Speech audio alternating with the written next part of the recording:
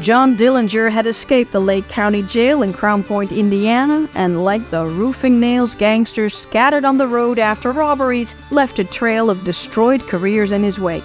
In desperate need of cash, John and his first lieutenant, John Red Hamilton, teamed up with Lester Gillis, aka Babyface Nelson's gang, with Homer Van Meter, Tommy Carroll, and Eddie Green. After robbing a bank in Sioux Falls, South Dakota together, Dillinger prepared another bank robbery in Iowa. Meanwhile, Johnny's captured former gangmates Harry Pierpont, Charles Makeley, and Russell Clark were about to go to trial for the murder of Sheriff Jess Sarber during Dillinger's previous jailbreak.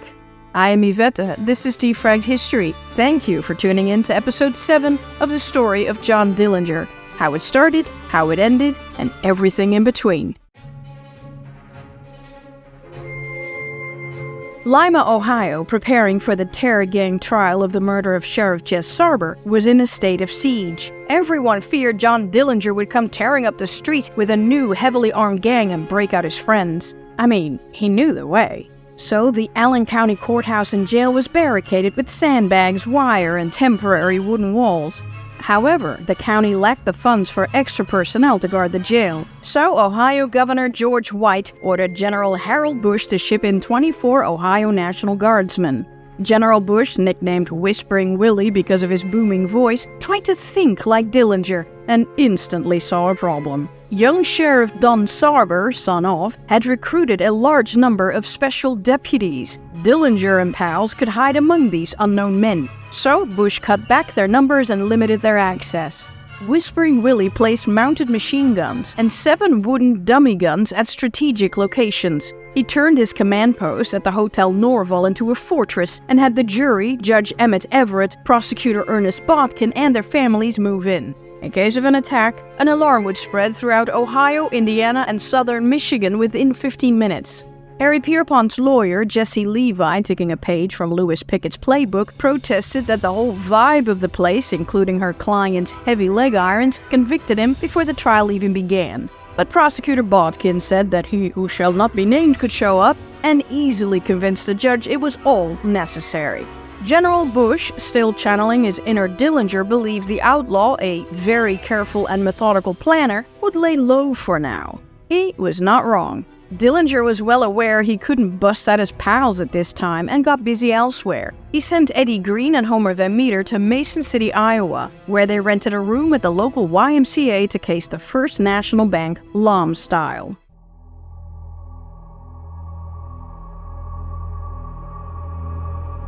The press made a point of calling both Al Capone and John Dillinger gangsters, so the public would know who the bad guys were. Both were criminals, but one was a capitalist who corrupted the system, the other an outlaw who rebelled against the system. While the public generally disliked the classic mobsters, they rooted for underdog John Dillinger, who embodied the American virtues of courage and resourcefulness. If the government wanted to end the nation's admiration for Johnny, they had to rally the public behind law enforcement. Hollywood's production, or Hays Code, would help, but they needed to present to the public a new breed of crime fighters. Fearless, ferocious, intelligent, incorruptible, scientific manhunters fighting for the noble cause in God's name, amen. Luckily, these men were already waiting in the wings, J. Edgar Hoover's agents of the Justice Department's Bureau of Investigation. The federal men had already been sticking their noses in the Dillinger gang's business here and there, but had no jurisdiction over any of it. Congress still held up passing President Roosevelt's crime bills and rejected the idea that a federal police was necessary. However, Illinois had issued a warrant for John for violating the Dyer Act, the National Motor Vehicle Theft Act. Dillinger had committed a federal crime. Hoover was like, lock and load. On March 7, 1934, the day after the Sioux Falls bank robbery, a federal warrant was issued for John Dillinger's arrest. And just like that, car thief Dillinger officially became J. Edgar Hoover's problem. Hoover sent a wire to all FBI offices directing the special agents in charge to give preferred and immediate attention to the Dillinger case. The special agent in charge of the Chicago field office, Melvin Purvis's life changed overnight.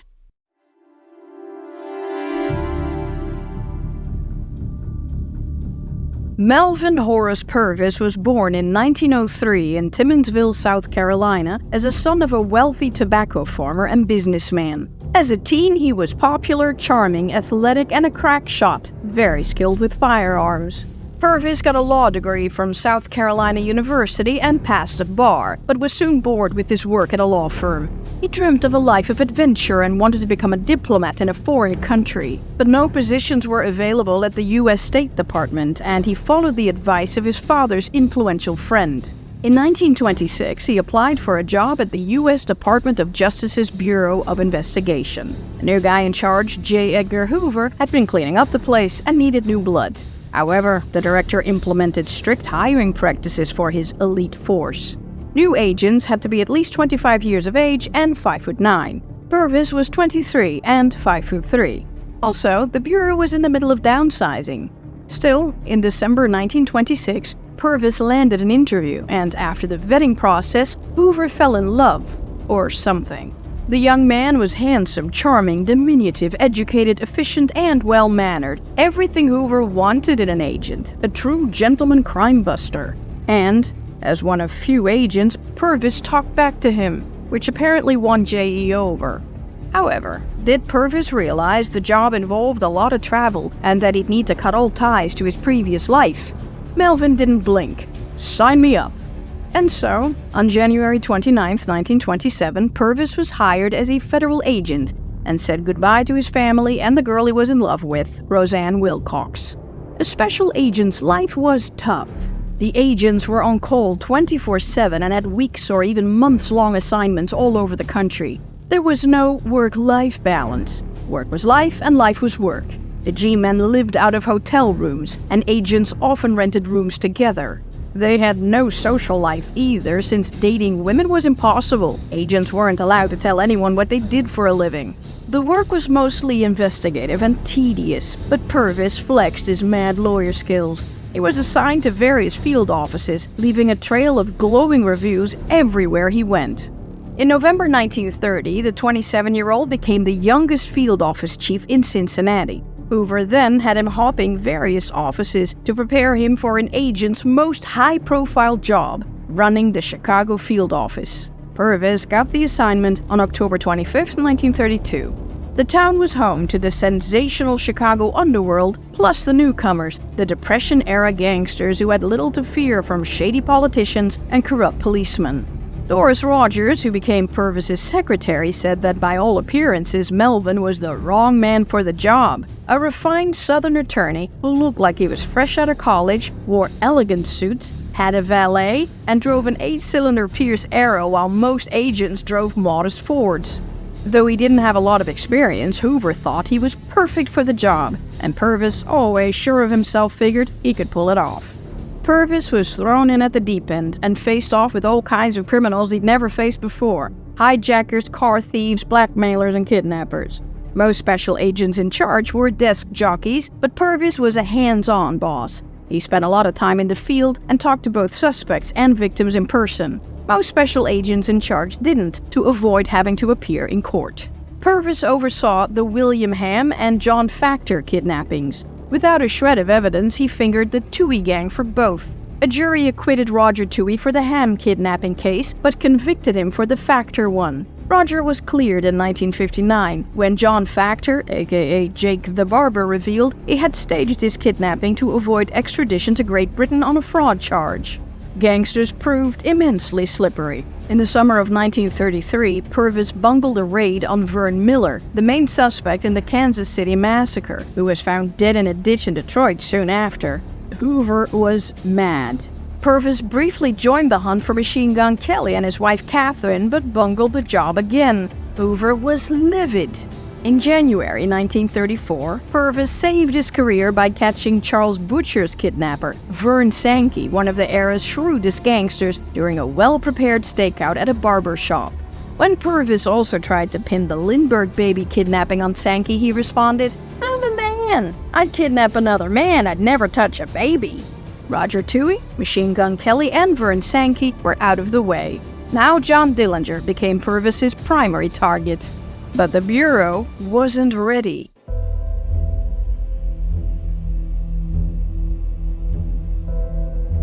Special agent in charge of the Chicago field office, Melvin Purvis, had no stool pigeons, no leads, and no idea what made John Dillinger tick.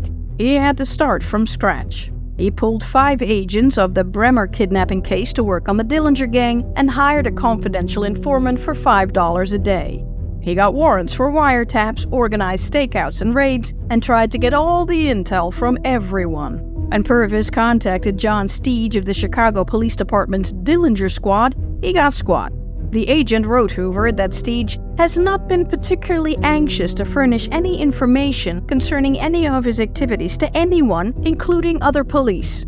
Conversely, Indiana State Police Captain Matt Leach, happy for the assist, handed over his extensive Dillinger file. He even gave the G-Man a tip, put a cover on Hubert Dillinger, the outlaw's half-brother who remained in contact with him. However, the Bureau had no intention to assist the captain. They were gonna take over. The agents meticulously retraced all of Leach's and insurance company detective Forrest Huntington's steps. They checked into Maurice Lanham, James Kirkland, Frank Whitehouse, and Fred Happy Myers.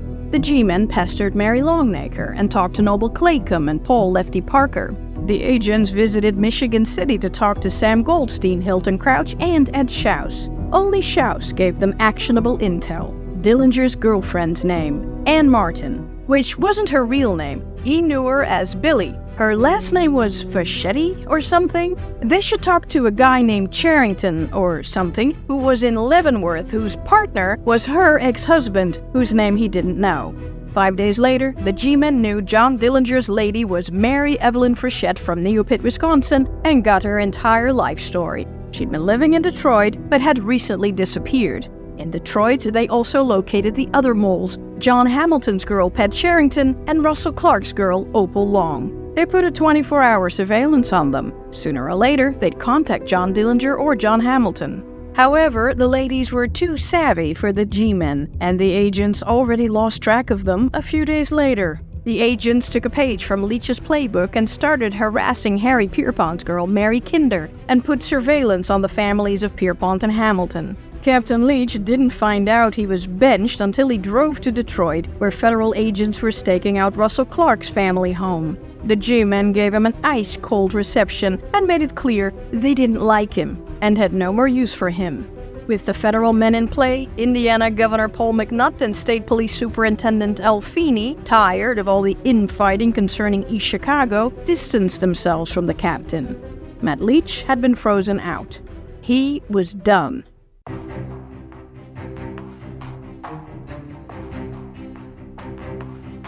On March 12, 1934, at about 7 p.m., Mrs. Fisher answered a knock on the door of her home on 1212 North Federal in Mason City, Iowa. When she saw a strange man, she called for her husband, Harry Fisher. The man asked, "Is this 1302 North Federal?" Fisher said that was a few doors up the street. The visitor mumbled something, and never taking his eye off Fisher, asked whether it was over on another street. No. He then left without saying another word and walked off, in the wrong direction. Weird. But Eddie Green had what he came for, a good look at Mr. Fisher's face. Mr. Fisher was assistant cashier of the First National Bank of Mason City. He was the man who knew the combination of the vault that the bank boasted held a whopping $240,000 in cash, nearly $5.5 million of today's big ones. Huge for 1934, and such a small Midwestern town of 25,000. Well, Mason City had been relatively depression-proof because of the local cement plants.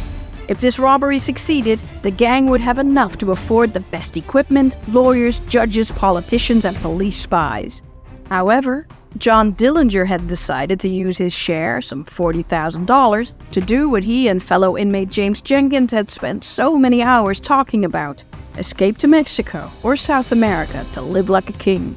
After the Sioux Falls, South Dakota robbery a week earlier, the Northwest Bank Corporation warned its banks in the surrounding states to prepare for a robbery. The Mason City bankers negotiated with Police Chief Irwin J. Patton about extra officers to guard the banks, but the chief didn't have enough men on his force. The bankers then offered to pay for the extra men, and he agreed to arrange it soonish. Still, those at the First National Bank weren't too concerned. Inside their bank, on a balcony 15 feet above the lobby, was a 7-foot-tall steel cage. Inside this cage, behind a bulletproof window, sat a bank guard who surveyed everything happening below.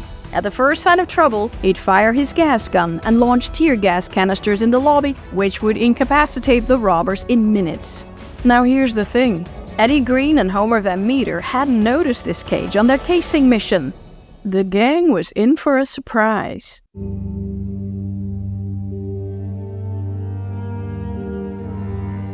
In Lima, Ohio, in a crowded courtroom located only 200 feet from where Sheriff Jess Sarber was murdered, Harry Pierpont's trial, with Judge Emmett Everett presiding, was well underway. A parade of witnesses identified the shackled prisoner as one of Sarber's killers. Meanwhile, Pierpont's attorney, Miss Jessie Levi, claimed her client was at his mother's farm at the time of the sheriff's murder. But this defense was destroyed when a surprise witness took the stand. The fellow Michigan City escapee, Ed Schaus, had turned state's witness. The heavily shackled Schaus was brought over from the Indiana State Prison in a bulletproof car. During Ed's testimony, Pierpont lost his stoic demeanor and could be heard muttering death threats. Immediately after testifying, Schaus was shipped back to Michigan City.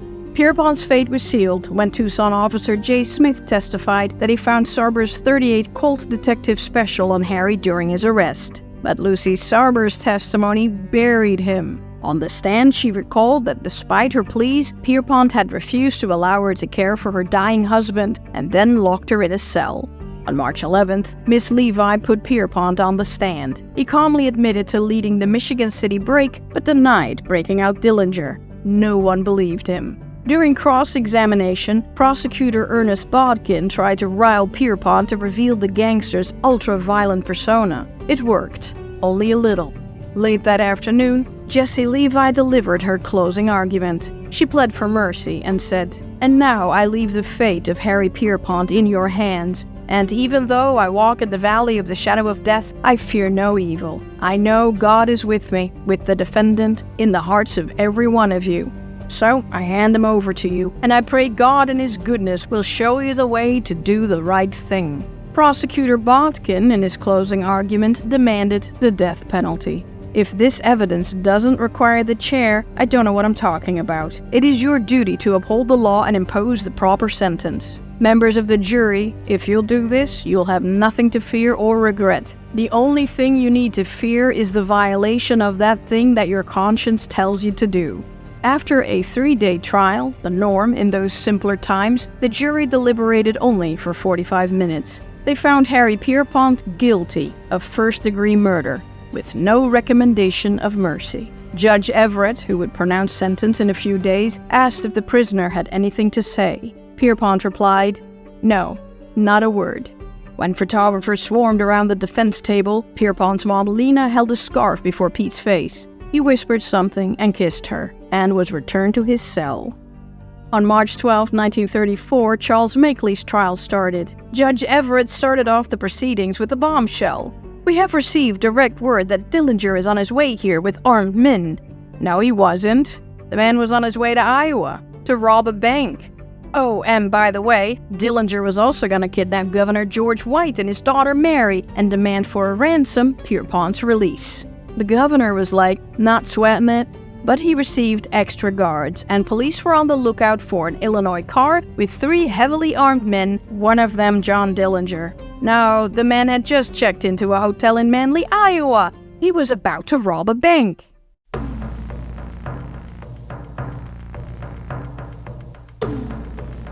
March 13, 1934 was a cold, windy, and snowy day in Mason City, Iowa. After lunch, Eddie Green and Homer Van Meter checked out of the YMCA and drove a dark blue Buick to a sandpit 4 miles southeast of town.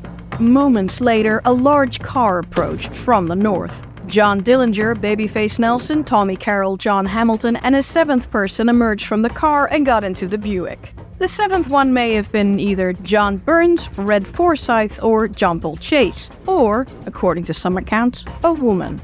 At 2:20 p.m., the packed Buick rolled into Mason City, pulled up to the First National Bank, and double-parked on State Street near an alley that ran behind the bank building. Dorothy Ransom Crum and her mother, Daisy Van Note Ransom, pulled out of the alley behind the bank and onto State Street when the bandit car pulled up next to them. As the men jumped out, they ordered Mrs. Ransom and her daughter to get out.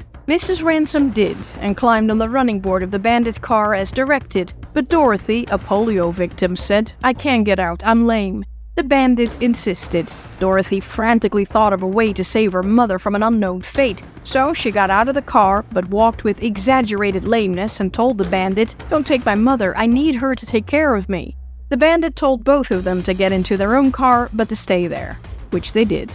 Nelson guarded the side street, and Carroll stationed himself in the doorway of Mulcahy's prescription shop to guard the street. Dillinger, Hamilton, Green, and Van Meter headed into the bank.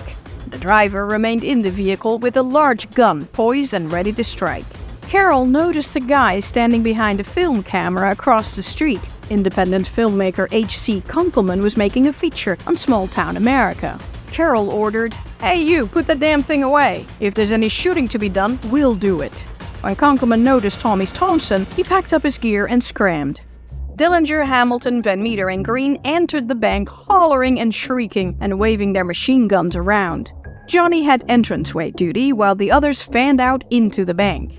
Bank President Willis Bagley was on the phone with a client when he heard someone hollering like a Comanche Indian. I naturally turned toward the lobby to see what the confusion was all about, and as I did so, I faced a fellow with a gun pointed at me. He said nothing, just hollered. My impression was that some crazy fellow with a gun was running wild, not thinking that it was a holdup. My first thought was to get into my office. Being next to my desk, I ducked in. I shut the door on him, catching the barrel of his gun in the door jamb. I knew, as long as I kept the gun there, he couldn't do anything, but he managed to pull it out. "Come out of there, you SOB!" And the next thing I knew, the gun went off and a bullet came through the door. The shot creased Bagley's vest and wood splinters showered the banker. The gun clicked again. I don't know whether it was to cock it or whether it was jammed.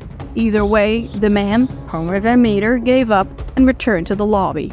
Bagley quickly locked the door and picked up the phone to call the sheriff, but he couldn't get an outside line. He peeked through his window and saw people with their arms raised. Oh, his attacker wasn't a lone crazed gunman. It was a bunch of gunmen. It was a proper holdup. The bank's telephone operator, Margaret Johnson, was headed for the lobby when she saw Bagley being chased into his office and heard the shot. She rushed to the switchboard on a rear mezzanine balcony and threw the switch so the bank president would have an outside line. But by then, Bagley had ducked behind his desk and remained there.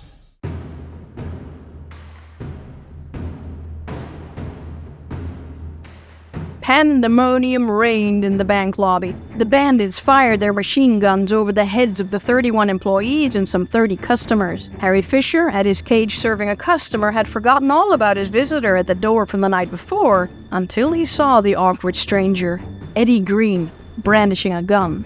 Homer Van Meter's shot through the president's door had prompted Harry Fisher and assistant cashier Ralph Wiley to drop behind their cages. But John Hamilton pulled them out and yelled, "Get the hell out there with everybody else!" Green hooked Fisher and hauled him to the vault. Time to spin the dial. Dillinger, rounding up everyone in the lobby, barked commands, "Lay face down on the floor!" The frightened employees hastened to do so, but some of the young women lay down on their backs. Dillinger grinned. "I said on your faces, not on your backs. This is a stick-up, not a director's meeting." Meanwhile, switchboard Margaret feared that setting off the alarm would alert the robbers. She cleverly connected their transmitter with the central office circuit, which allowed the noise of the crowd in the bank to broadcast to the local exchange. The operators at the exchange understood the message and relayed the call to the police department. The robbery went like clockwork, but none of the gangsters seemed aware of a security officer sitting in a bulletproof cage above the lobby, ready to fire his gas gun.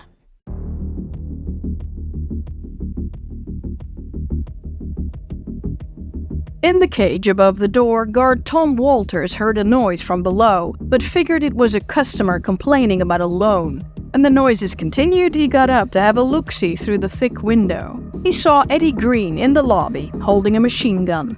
Showtime! Walters fired a tear gas canister. The 8-inch-long pellet slammed Green square in the back with such a force that it nearly knocked the outlaw over. As the canister fell to the floor, it started spewing gas. Green swore in pain, anger, and surprise. "Where's the son of a bitch who shot me?" Hamilton, scooping up cash in the cages, yelled, "Get that son of a bitch with the tear gas!" Oh, look, a cage.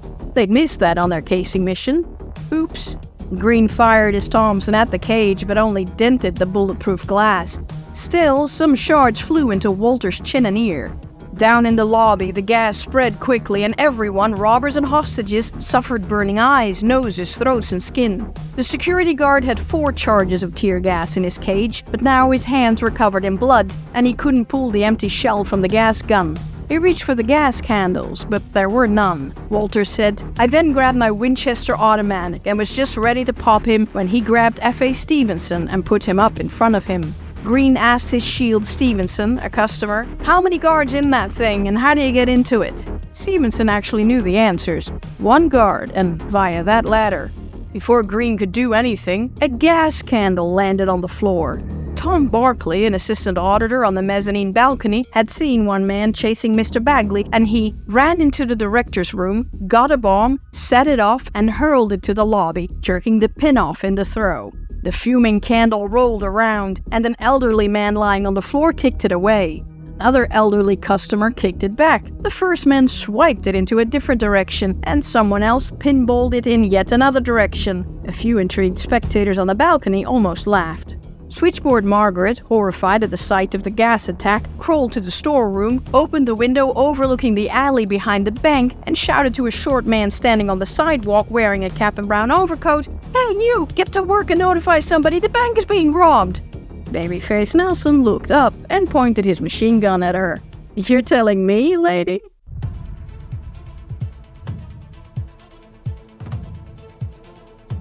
A frustrated Globe-Gazette editor-in-chief had just sent out his reporters to find him some local news items. Reporter Carl Wright struck gold when he saw Babyface Nelson with a machine gun stationed next to the bank, Carol with a machine gun across from the bank, and the Buick between them blocking traffic on the side street. According to the curious spectators gathered outside to watch the holdup, Nelson had a fiendish grin and acted crazy. He combed State Street with his machine gun, riddling cars and puncturing tires, occasionally raking the upper floors of the First National Bank building to warn snipers, probably. In between sprays of shot, he laughed maniacally, but he kept a sharp lookout in all directions. One would think, amid all the gunfire, the crowd would duck for cover. They didn't. They had seen the big movie camera being set up and thought this was a film set. Some quickly realized this was no movie. It was a real bank robbery in progress. Because A, these guys weren't shooting blanks, and B, no movie would portray a gangster laughing and joking like that. They tried to warn the crowd to back away. No one listened.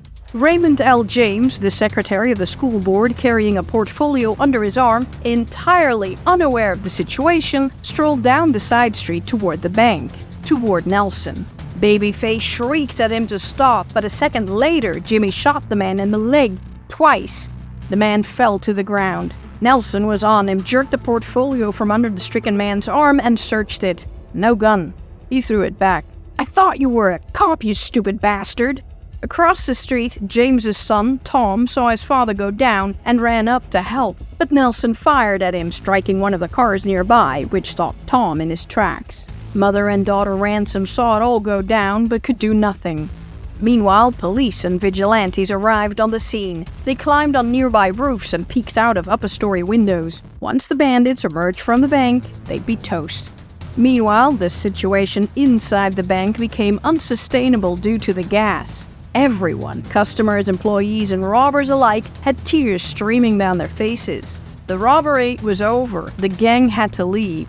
The outlaws herded 16 hostages out the rear door, where John Dillinger lined them up to form a human shield. He left Van Meter in charge while he ducked back into the bank building to find more. Van ushered the group to the nearby Nichols and Green shoe store, where he rounded up more recruits. Most customers managed to barricade themselves in the stockroom, but among the new hostages were 13-year-old Marjorie Smith and her mom. Meanwhile, Dillinger marched across the lobby into the investment department and ordered some of the ladies lying on the floor to get up.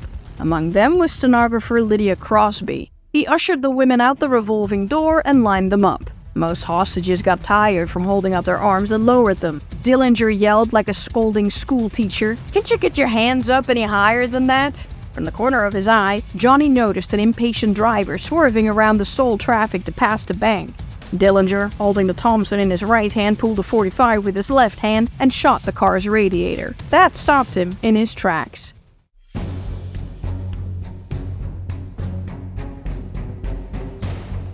Police Chief E.J. Patton pulled up at the police station when he heard the machine gun fire. Ah, the movie thing. Then he heard someone say, "They're robbing the bank!" Oh, not a movie thing. The chief charged into the C. Alpine Company in the Ware Building, one of Frank Lloyd's early Japanese-inspired designs, raced up the stairs to the second floor and found a window with a good vantage point. He saw one of the gangsters pacing behind the lined-up people but couldn't risk a shot. He saw someone running across Central Park toward the bank. One of his patrolmen, James Buchanan, with a sawed-off shotgun. Dillinger saw Buchanan as well and fired his pistol at him. He hit a car. The patrolman ducked for cover behind a small boulder, a memorial to the Grand Army of the Republic Veterans Organization. Buchanan was unable to get a sight line on the gangster because of the many bystanders. Dillinger had no such problems, reloaded his automatic with bullets pinned on his vest, and fired his .45 at the historic rock, sending chunks flying. Johnny called Buchanan out. "Come out from behind there, you son of a bitch, and shoot it out like a man!" Buchanan didn't take the bait and shouted, "Get away from the crowd! I'll fight ya!" The patrolman later said, "There isn't any question but what that bird was an artist with a revolver. Mason City had few such artists." Dillinger was safe from the policeman, but not from a lone gunman above him. John Shipley, an elderly police judge, was in his office on the third floor of the bank building when he heard what sounded like someone beating on sheet iron. He looked out and stared straight down at Dillinger, super calm, trademark, cool and collected, threatening to pin down Buchanan. Shipley grabbed an antique six-shooter, took aim, and fired at the outlaw. Dillinger was hit near his neck. He grabbed his shoulder and whirled around to find his shooter. He saw some movement at a window and made a quick reply with a bullet and shattered the window of the wrong office. Shipley had already ducked out of sight. Johnny never lost his calm, trademark.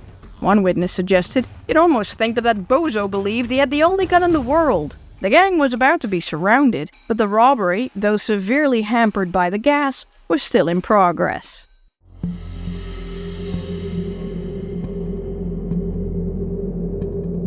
John Dillinger, though biting away the pain, calmly, trademark, told Homer Van Meter to go inside to warn the others that it was time to leave. Inside, Van shouted Dillinger's order, but John Hamilton, standing with a hesitant Fisher at the vault, yelled, "Give us 3 more minutes!" He had collected $32,000 from the cages, not bad, but the big money, the money they were really after, was in the money vault. Red kicked the cashier in the behind. "Move!"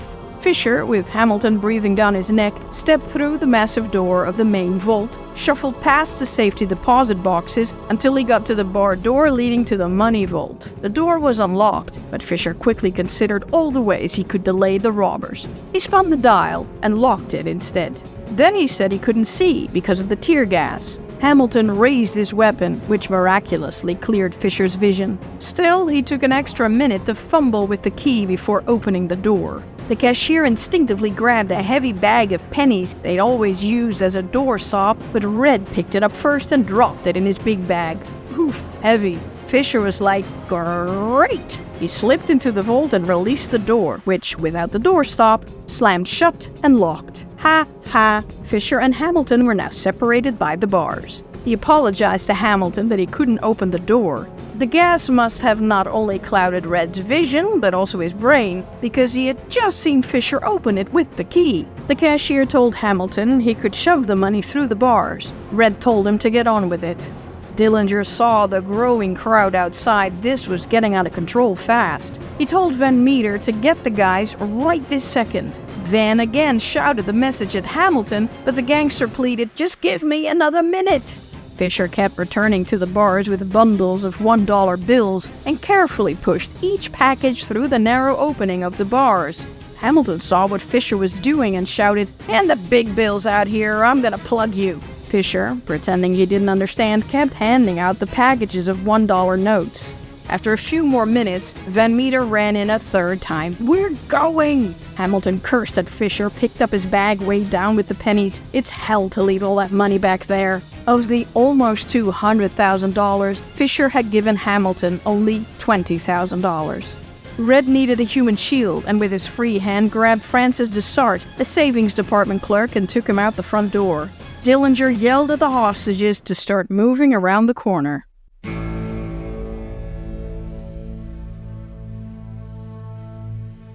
The robbers, carrying 2 money bags, were safely ensconced in their citizen's cocoon. The blob turned left and headed down the side street toward the back of the building. Judge Shipley peeked out his window and got a bead on the last robber to turn the corner. Blam! With remarkable aim, he hit bullet magnet John Hamilton in the right shoulder. Hamilton wheeled around to find the sniper, but saw nothing and continued on. The Buick's driver pulled up to meet the cocoon about halfway. Just then, John Dillinger noticed Mr. James lying on the sidewalk in a pool of blood. "Nelson, what the hell did you do that for?" Babyface just shrugged. The gang herded bank employees, customers, and bystanders into the Buick's back seat and ordered the rest to stand on the car's running boards. 2 men were even perched on the front mudguards. Tommy also arrived with his shield, Mulcahy prescription shop owner C.D. Mulcahy. He ordered the man on the rear bumper. Eddie Green's personal shield, F.A. Stevenson, complained that the gas had blinded him. Green said, "Okay, you've done your stuff, goodbye." Cashier Ralph Wiley figured, "That's my cue," and slowly backed away from the car. But Nelson grabbed him and shoved the cashier onto the rear bumper and told him to grab the windowless frame. "Get on there, you bald-headed son of a bitch, or I'll drop you." Wiley joined the rear bumper crew: Lydia Crosby, Dessart, bank employee Emmett Ryan, and Mulcahy. In the bandit car, Mrs. Smith was forced to sit on the lap of her daughter, Marjorie, next to 4 other bandits in the back seat. However, another bandit entered the car and sat on Mrs. Smith's lap. That made it 3 deep. Lydia counted 21 on and in the car. Wiley said 23, and Dessart thought it was 26. With 7 bandits in the car and the 15 known hostages, there would have been 22. Either way, it looked like an overstuffed clown car. It started driving out of town at 15 miles an hour. Deputy Sheriff John Wallace, using the Civil War monument as a shield, fired several shots at the fleeing gang, but hit nothing. Meanwhile, a policeman pulled the wounded Mr. James into the Ransom's car and ordered Mrs. Ransom to hit the horn, stop for nothing, and burn rubber to the nearest hospital. Mr. James pulled through.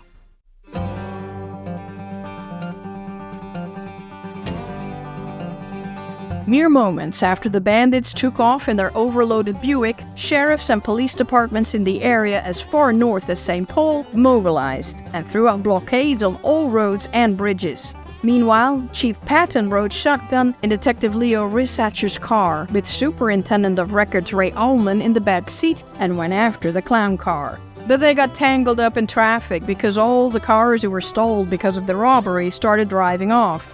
The Buick wended its way through town, drawing way too much attention. Anyone who stopped to look at the comedic parade risked getting shot at by Babyface Nelson. One such man, Clarence McGowan, got too curious and got too close. Babyface shot at him. A single bullet ricocheted off something in his car and split into 3, striking both his knees and his abdomen. It wasn't until he got to the hospital that he heard the car he'd been following wasn't some festive car demonstration, but a bank robber's getaway car. Luckily, his injuries were minor, and his wife and daughter, who were in the car with him, were uninjured.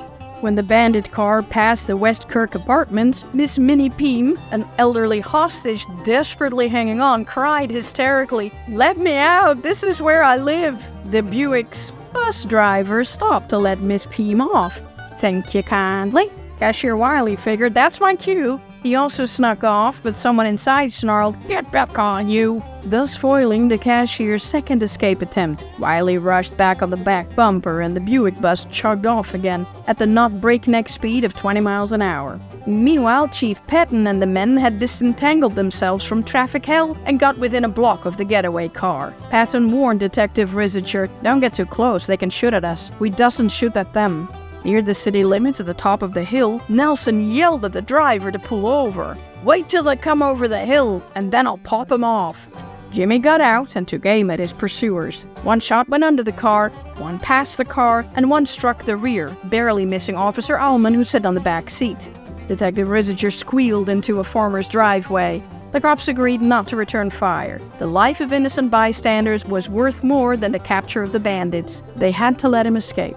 Detective Rissiger said, "I have no excuses to offer. They were well organized and we were helpless. If anyone had opened fire, there probably would have been a massacre. The men were desperate." Nelson yeeted a handful of roofing nails on the road with such force that some bounced under the Buick. Dillinger leaned out and said in his calm, trademark voice, "You're getting tax under our own car." Nelson kicked several out of the way and said, "Those cars following, we'll shoot them. Let's fight it out with them here." Dillinger vetoed the idea. "Get in."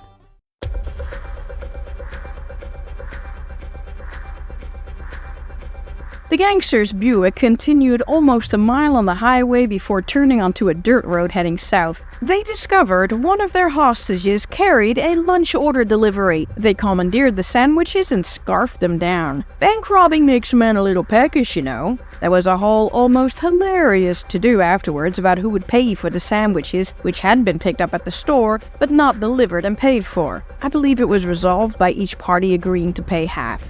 Back on the road close to Highway 106, one of the women in the car said she was about to hurl. Dillinger said, "For God's sakes, let her out." They pulled over near a farmhouse. As she stepped on the road, Babyface shouted, "You phoned the law! Tell them if they don't stop following us, we're gonna kill everyone in this car." Nelson threw more roofing nails on the road. But before they got moving, another woman standing on the running board was in hysterics. "I don't wanna die this way." Dillinger told her to get off. The Buick picked up some speed, going 40 miles an hour, but slowing down for bumps and holes, while the human bulletproof vest battled snow flurries. 45 minutes later, they'd driven 13 miles, but were only 3 miles due south of Mason City. After crossing Highway 65, Nelson jumped out, ordered everyone off, and searched them for weapons. Only Mrs. William Clark had to remain in the car as a hostage, but Mrs. Frank Graham insisted on staying with her friend. Badass?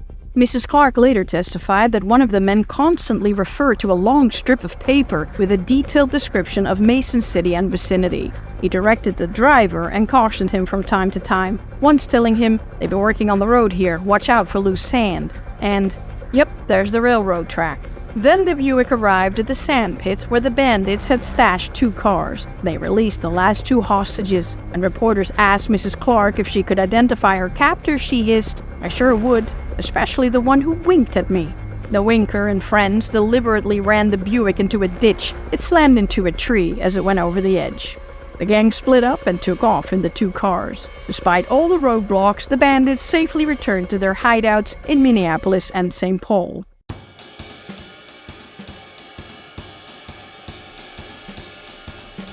The Mason City bank robbery was the biggest haul for John Dillinger yet, but it could have been so much bigger if it hadn't been for cashier Fisher's clever tactics and the gas attack.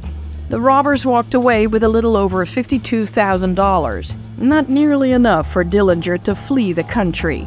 Fingerprint evidence was inconclusive, but few doubted John Dillinger was involved. Policeman James Buchanan confirmed his belief that he had been shot at by Johnny when he saw the photos. 4 other witnesses claimed the same thing.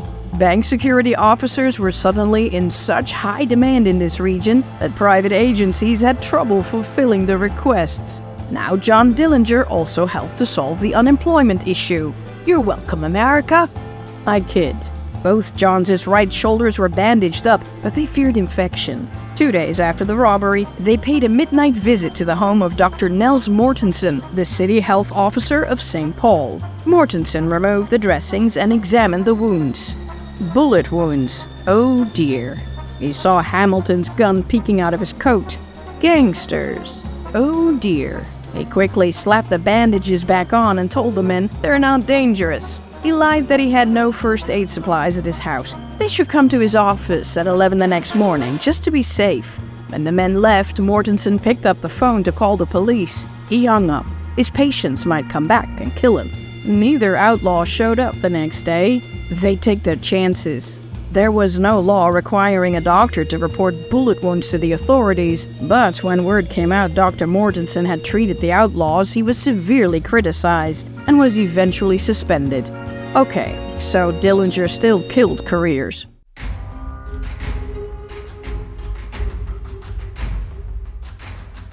John Dillinger had dropped off Herbert Youngblood, the African-American co-escapee from Crown Point, at a streetcar stop in Chicago with a couple of guns and $100. but the man disappeared so completely that some thought John Dillinger had offed him. He'd gone to Port Huron, Michigan, where on March 16, 1934, he was causing trouble in a store. A sheriff and some cops showed up to arrest him. They took his gun, but he drew a backup weapon and started shooting. The cops went down, both wounded. The customer picked up a gun and shot Youngblood. The cops on the floor also fired. The escaped convict collapsed with 7 bullets in his body. Both Youngblood and one of the injured lawmen, Deputy Sheriff Charles Kavanaugh, died in the hospital. Indiana State Captain Matt Leach, who was still lingering in Detroit, rushed over and identified Youngblood. Before his death, Youngblood declared he'd been with Dillinger the night before. He said the outlaw was planning to cross the St. Clair River into Canada with 2 partners. Reports flew that Dillinger was seen in a rowboat at Lake Michigan, and American and Canadian police swarmed the shores, threw up roadblocks, and stopped and searched cars.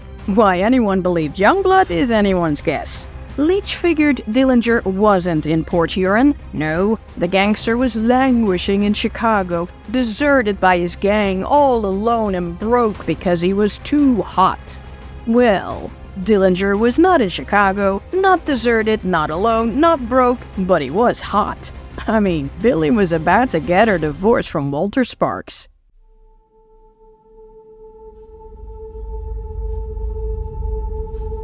In Lima, Ohio, Charles Makeley's trial had taken a dramatic twist. For some reason, Ed Shouse refused to testify against him. It didn't matter. The jury deliberated all night Friday, March 16th, and when they returned at 10 o'clock Saturday morning, the jury found Makeley guilty of first-degree murder with no recommendation of mercy.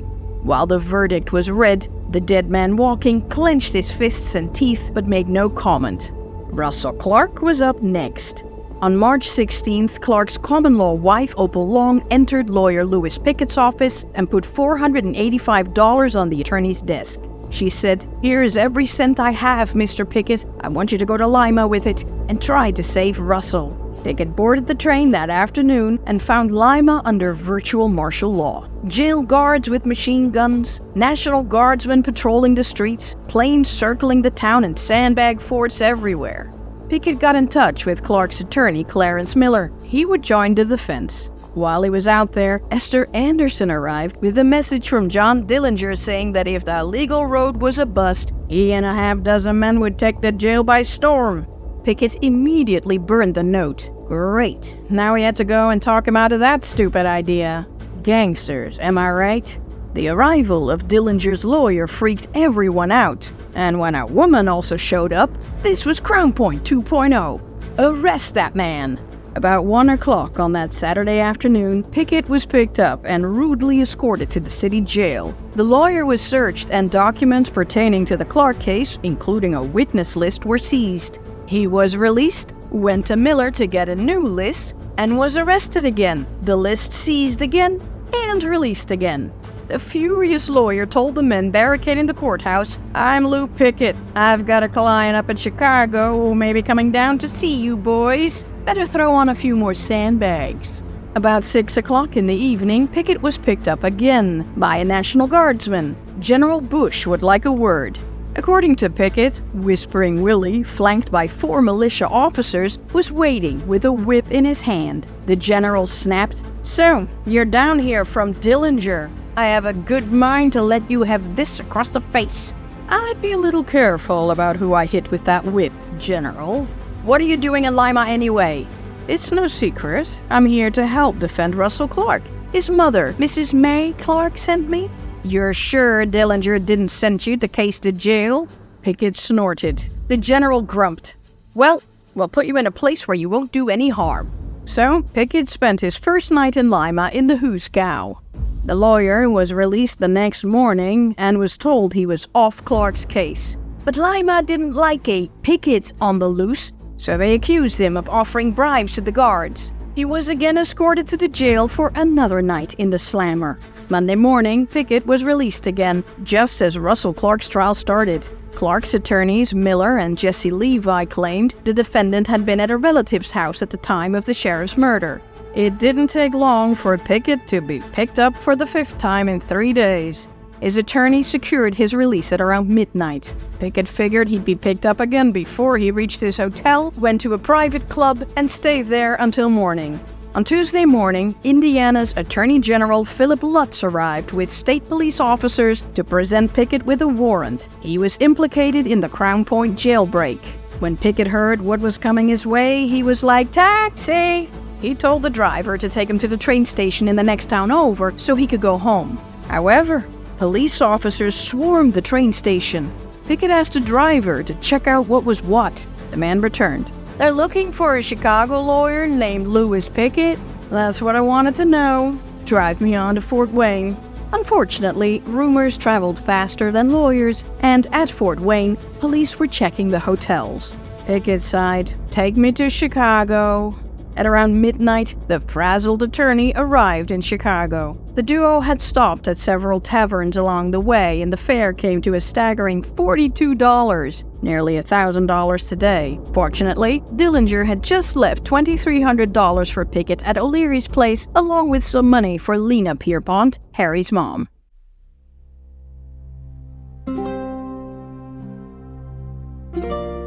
Back in Lima, Ohio, Russell Clark was in a fight for his life, but the man dozed off during the witness questioning as each described his role in Sheriff Sarber's murder. It was all over for him. In yet another twist, this time Ed Schaus did testify against Clark. With Dillinger paranoia reaching a fever pitch, General Bush once more upped security and subjected spectators to very thorough searches. Well, on March 23rd, the most wanted man in America showed up in Lima to scope out the place. Yeah, the place was a fort. Hundreds of men, barricades, machine gun nests everywhere, the jail all boarded up. If John Dillinger tried anything, it would end in a grueling bloodbath. After a few hours, he left again. His buddy's best hope was for him to stay out of the lawman's hands. Johnny swung by the Pierpont family to discuss options, and then returned home with Billy. He'd left Minneapolis a few days earlier. He had Billy rent a new home at the Lincoln Court Apartments on South Lexington Avenue in St. Paul, Minnesota, as Mrs. and Mr. Carl T. Hellman. John Hamilton and Pat Sherrington moved in a little later, and Pat's sister, Opal Long, also joined them there.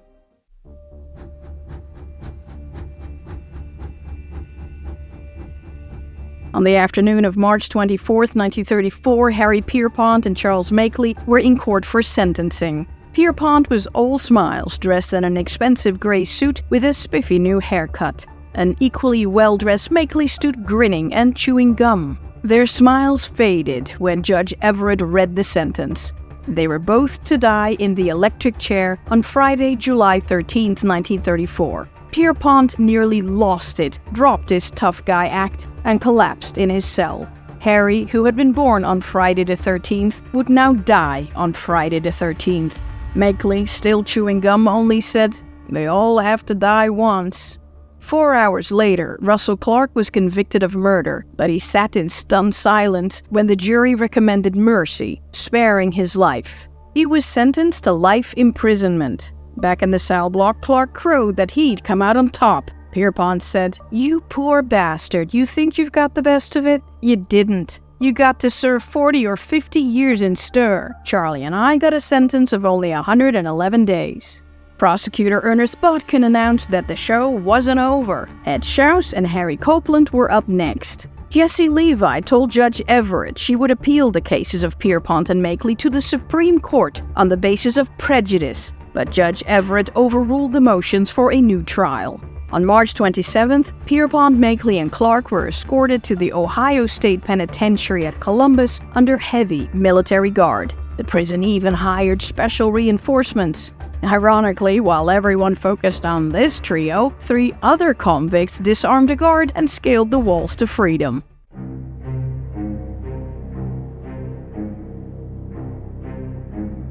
Meanwhile, in Lake County, Indiana, the special grand jury of merchants and farmers finally submitted its report of John Dillinger's Crown Point jailbreak. They indicted Deputy Sheriff Ernest Blunk and janitor Sam Cahoon and charged them with aiding and abetting Dillinger's wooden gun escape. Nearly everyone else who had had a run-in with the outlaw was severely chastised for not putting up a fight.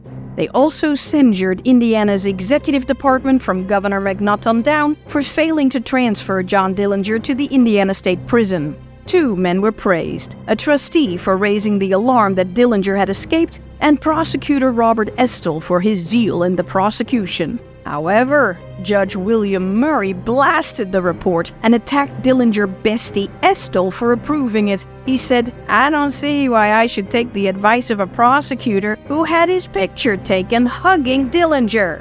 He filed contempt charges against his own grand jurors. These ordinary citizens now faced jail sentences of up to 6 months. Mortified, the 6 jurors apologized and essentially reversed all criticisms. Despite all the praise for prosecutor Robert Estill, the man lost his bid for renomination as Lake County prosecutor. His dream of becoming Indiana's governor was in shambles. Governor McNutt's career also took a nosedive. His dream of becoming United States president was in shambles. He ended up deployed in the Philippines as the High Commissioner and fell off the grid. So, Dillinger created jobs and killed careers.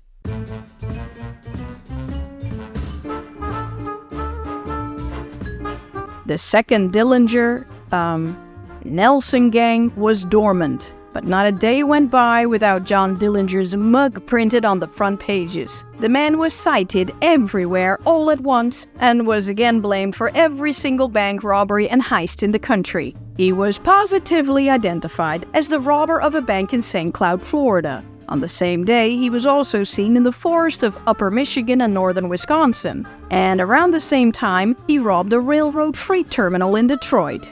That's not Dillinger, that's Superman. Okay, those comics wouldn't exist for another 4 years, but Jerry Siegel had already created a short science fiction story in 1933. I digress. Hamilton and Dillinger were recovering from a gangster's kryptonite, bullets. Although, a gangster's true kryptonite was nosy landladies. The Lincoln Court Apartments manager, Daisy Coffey, thought the couple staying in her building and their visitors were very sus. The blinds were always drawn at dusk and remained closed all morning. They only went out at night, but someone always remained at home. They never went to work, didn't have a car, but Mrs. Hellman had 3 fur coats, and when a faucet broke, they refused to let in a handyman to repair it. She contacted the local police department and suggested they might be gangsters. It's a whole vibe, you know. When Johnny felt up to it, he took his girl Billy and John Hamilton's girl Pat on shopping sprees and went to the movies often. One day, the newsreel that played before one of the movies was about John Dillinger. It included an on-camera interview with John Sr. About John's escape from Crown Point, I think he just watched for a chance, and when he thought he had the chance come, I just made a break and was lucky enough to get away. I think luck is with him. He wanted to get away because they're trying to make a mountain out of a molehill. John Jr. laughed so hard that Billy was like, shut up, they'll recognize you." No one at the theater recognized him, but he was positively identified in Los Angeles, California, Phoenix, Arizona, Grants Pass, Oregon, Dunellen, New Jersey, Sonora, Mexico, and well, everywhere. The feds were tearing their hair out trying to follow up on leads. The gangster took Billy to see Fashions of 1933, basically a filmed runway show. Big mistake. Dillinger joked that the 20-cent movie cost him a bundle because Billy was sure to be hitting the stores again. On March 29th, in the midst of a blizzard, Dillinger treated himself to a new car, a Hudson Deluxe 8 sedan. The car had cream-colored wire wheels, but at his request, the dealer at the O'Donnell Motor Car Company promised to switch them out for black ones later. Meanwhile, the apartment manager Daisy Coffey got a visit from 2 of J. Edgar Hoover's special agents of the Bureau of Investigation, Rufus Coulter and Rosser Knowles. Earlier, local cops had shown her a picture of Tommy Carroll, which didn't ring a bell. The feds figured this was a Bremer kidnapping lead and showed her mugshots of the Barker Corpus gang members. That ain't them. Finally, a picture of John Dillinger. Yeah, I got nothing. The agent shrugged. Oh well, her tenants were just night owls. Oh, but they do have a Hudson now, with cream-colored wheels. The agents went to look for the Hudson, but didn't see it. They surveilled the place for a few hours and noticed the shades were drawn almost completely. But tenants in other apartments did the same. Probably a privacy thing? They could tell a man and a woman moving between rooms, but no faces. No other suspicious activities were noticed. The following morning, the agents reported back to their supervisor, Inspector W.A. Rohrer. He thought it was weird that the recently purchased Hudson was registered to another address. Perhaps they owned a secondary place? Also odd was that the mail carrier never delivered mail for the Hellmans. Perhaps the new tenants had not yet set up a forwarding mail? Still, he wanted to know who these night owls were exactly. So Rohrer sent Knowles and Coulter out for a meet and greet with the tenants of number 303 of the Lincoln Court Apartments. On March 31st, 1934, a few minutes before 10 in the morning, Special Agent Coulter picked up Henry Cummings, a detective of the St. Paul Police Department, to tag along on the visit. The Lincoln Court Apartments was a U-shaped building that had a front entrance with a stairwell and a back entrance with a stairway near Unit 303 that led to a narrow alley. According to the manager, the number 303 tenants always snuck down the rear stairwell to exit from the back of the building. Special Agent Knowles arrived first and drove around the block to check for the Hudson, but he didn't see it. He parked his car to have a clear view of the rear entrance always used by the sneaky tenants. While he was waiting, a Ford V8 pulled up to the curb on the wrong side of the street, and the driver picked up two women who had just left the apartment. The man wore a hat and kept his chin down, so Knowles couldn't see his face. The agent relocated to have a better view of the front and side entrances, and 10 after 10, Coulter and Cummings arrived. Knowles remained in the car to keep watch while the two lawmen entered the building, went up the stairs to the 3rd floor, and knocked on the door of apartment 303. They had no idea who was on the other side of that door. John Dillinger, asleep in his bed. Find out what happened in the next episode. See you there.